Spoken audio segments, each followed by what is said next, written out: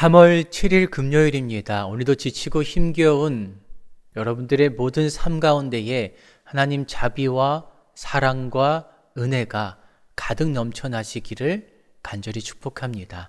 기도하겠습니다. 하나님 아버지, 오늘도 하나님의 자비와 은혜를 구합니다. 세상 그 어떤 위로도, 세상 그 어떤 것들도 하나님의 것들과 비교할 수 없사오니 오늘도 주님 한 분만으로 만족하며 하나님 손과 발 붙잡고 우리에게 주어진 삶의 길을 걸어낼 수 있는 우리 모두가 될 수 있도록 인도하여 주옵소서. 예수님 이름으로 기도합니다. 아멘. 오늘 우리에게 주어진 하나님의 말씀은 요한복음 19장 1절에서 13절까지의 말씀입니다. 주님 감사합니다. 본문의 말씀 중 이 시간 11절부터 13절까지의 말씀을 봉독합니다. 예수께서 대답하시되 위에서 주지 아니하셨더라면 나를 해할 권한이 없었으리니 그러므로 나를 내게 넘겨준 자의 죄는 더 크다 하시니라. 이러함으로 빌라도가 예수를 놓으려고 힘썼으나 유대인들이 소리질러 이르되 이 사람을 놓으면 가이사의 충신이 아니니이다. 무릇 자기를 왕이라 하는 자는 가이사를 반역하는 것이니이다.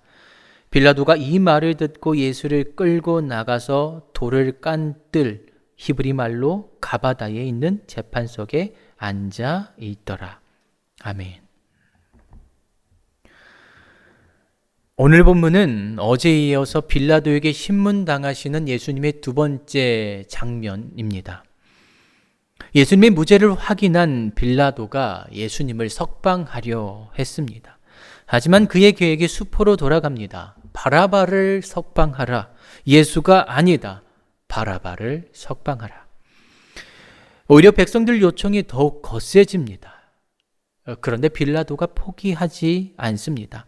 다른 방법을 시도하는데요. 본문 1절입니다. 이에 빌라도가 예수를 데려다가 채찍질하더라. 당시 로마에 3단계 채찍질이 있었다고 합니다. 첫 번째, 비교적 가벼운 경범죄를 지은 사람들에 대한 형벌로 가해졌던 채찍질이 있습니다. 두 번째, 이보다 조금 더 중한 죄를 지은 자들에게 행했던 형벌이 있습니다. 마지막 세 번째, 가장 지독한 채찍질로 알려져 있는데요. 십자가 처형 예비 단계에서 집행되었던 가장 끔찍한 형벌이 있었습니다. 아마도 처음에는 예수님께서 이 첫 번째 단계의 채찍질을 맞지 않았을까? 그렇다고 채찍질로만 끝나지는 않습니다. 본문 2절에서 3절 말씀입니다. 군인들이 가시나무로 관을 엮어 그의 머리에 씌우고 자색옷을 입히고 앞에 가서 이르되 유대인의 왕이여 평안할지어다 하며 손으로 때리더라. 채찍질 후에 잔인하고 수치스러운 로마 군인들의 악의적인 행동이 이어집니다. 머리에 억지로 가시관을 씌우고 어울리지도 않는 옷을 입히고 차례대로 침 뱉고 손바닥으로 때리고 주먹질하고 그렇게 예수님을 마음껏 조롱한 후에 그때서야 돌려보냅니다. 본문 4절입니다. 그때 빌라도가 다시 바깥으로 나와서 유대 사람들에게 말하였다. 보시오, 내가 그 사람을 당신들 앞에 데려오겠소. 나는 그에게서 아무 죄도 찾지 못하였소. 나는 당신들이 그것을 알아주기를 바라오. 어떤 면에서 빌라도는 예수님의 무죄를 입증하기 위해 참 애쓰는 듯 보입니다. 채찍질하고 조롱했지만 그래도 예수님을 풀어주고자 한 것도 사실입니다. 그래서 그가 예수님 편에 서 있는가? 진리에 서 있는가? 아니죠. 빌라도는 동시에 자신 앞에 화난 군중들을 결코 포기하지 못합니다. 자신의 정치적 입지를 포기할 수가 없습니다. 그래서 말합니다. 나는 당신들이 그것을 알아주기를 바라오. 당신들이 알아주기를 바라오. 내가 그를 벌하였다. 이 사람의 상태를 보아라. 빌라도는 처참한 상태가 되신 예수님을 사람들에게 보여주며 사람들의 동정심을 유발하고 그들의 만족감을 얻어내려 합니다. 지금 나도 이렇게 애쓰고 있다. 이 정도면 만족하느냐? 하지만 화난 군중들은 그런 빌라도 말에 전혀 귀 기울이지를 않습니다. 본문 6절 말씀입니다. 대제사장들과 아랫사람들이 예수를 보고 소리질러 이르되 십자가에 못 박으소서 십자가에 못 박으소서 하는지라. 빌라도가 이르되 너희가 친히 데려다가 십자가에 못 박으라. 나는 그에게서 죄를 찾지 못하였노라. 십자가에 못 박으소서. 빌라도가 다시 한 번 더 허를 찔립니다. 화가 난 빌라도가 이렇게 말합니다. 너희가 친히 데려다가 십자가에 못 박으라. 본문 7절에서 8절입니다. 유대인들이 대답하되 우리에게 법이 있으니 그 법대로 하면 그가 당연히 죽을 것은 그가 자기를 하나님의 아들이라 함이니이다. 빌라도가 이 말을 듣고 더욱 두려워하여 예수님께서 자신을 하나님의 아들이라 증언했다는 말에 빌라도가 더욱 두려워 떱니다. 여러분, 빌라도는 지금 갈팡질팡하고 있습니다. 어떤 선택을 해야 하는가? 예수님 무죄를 확신하지만 그렇다고 지금 자신 앞에서 소리치는 저 화난 군중을 달래야만 합니다. 로마 총독으로서의 자신의 정치적 입지를 절대 포기할 수 없습니다. 아니, 포기할 마음이 없습니다. 본문 12절입니다. 이러함으로 빌라도가 예수를 놓으려고 힘썼으나 유대인들이 소리질러 이르되 이 사람을 놓으면 가이사의 충신이 아니니이다. 무릇 자기를 왕이라 하는 자는 가이사를 반역하는 것이니이다. 그래도 빌라도가 예수를 놓으려고 힘썼습니다.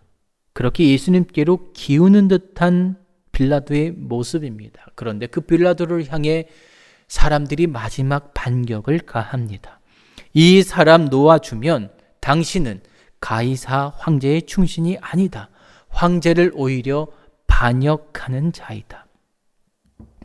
예수님 석방하려 애썼던 가이사가 사람들의 이 말에 다시 무너집니다. 그리고 재판석에 앉아서 고민하고 있습니다. 선택의 기로에 서 있습니다. 빌라도는 예수님께서 무죄임을 3번씩이나 공개적으로 밝혔습니다. 그리고 실제로 예수님의 석방을 위해 힘썼습니다. 그러나 자신의 정치적 생명이 위협받자 양심과 소신을 접고 재판석에 앉아 고뇌하고 있습니다. 그러나 어쩌면 여러분, 우리는 늘 빌라도처럼 이렇게 선택의 기로 앞에 서 있을 때가 너무나 많습니다. 그러나 중요한 것은 그 선택의 기로에 서 있는 이유가 무엇입니까? 단지 우리에게 주어진 상황이 그러니, 우리에게 주어진 현실이 그러니 그 때문입니까? 아닙니다. 사실 선택의 기로 앞에 서 있는 고뇌하는 이유는 바로 나 자신에게 있습니다. 누가 나의 마음을 알아주기를 바랄까?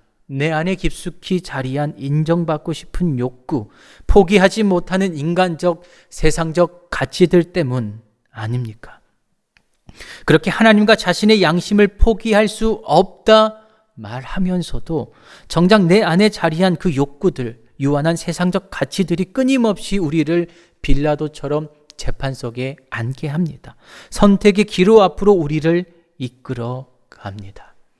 때문에 오늘 설교 말미에 저와 여러분들에게 이렇게 묻고 싶습니다. 여러분, 왜 흔들리십니까? 진정 누가 여러분의 마음을 알아주기를 바라십니까? 여러분은 도대체 누구에게 인정받기를 원하십니까? 기도하겠습니다. 하나님, 빌라도가 고민합니다.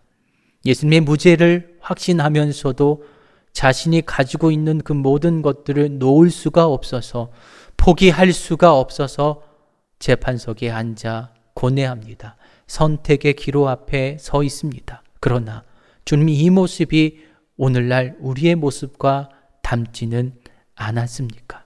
우리는 왜 흔들리고 있습니까? 우리는 왜 선택의 기로 앞에 서 있습니까? 도대체 진정 누구의 인정받기를 바라고 있습니까? 누가 우리를 알아주기를 바라고 있습니까? 오직 주님만이, 하나님만이 우리의 만족과 인정이 되기를 간절히 소망합니다. 복을 빕니다. 이제는 우리 주 예수 그리스도의 은혜와 하나님 크신 사랑하심과 성령의 교통하심이 세상의 그 어떤 사람들이 아니라 우리의 어떠한 욕구와 유한한 가치들이 아니라 오직 영원하시고도 무한하시며 이 땅을 통치하시는 영원한 왕이신 오직 그 하나님께만 인정받기를 원하며 그 주님께 나아가기를 간절히 소망하는 모든 주의 권속들 가운데에 지금으로부터 영원까지 항상 함께 하시기를 간절히 축원하옵나이다. 아멘.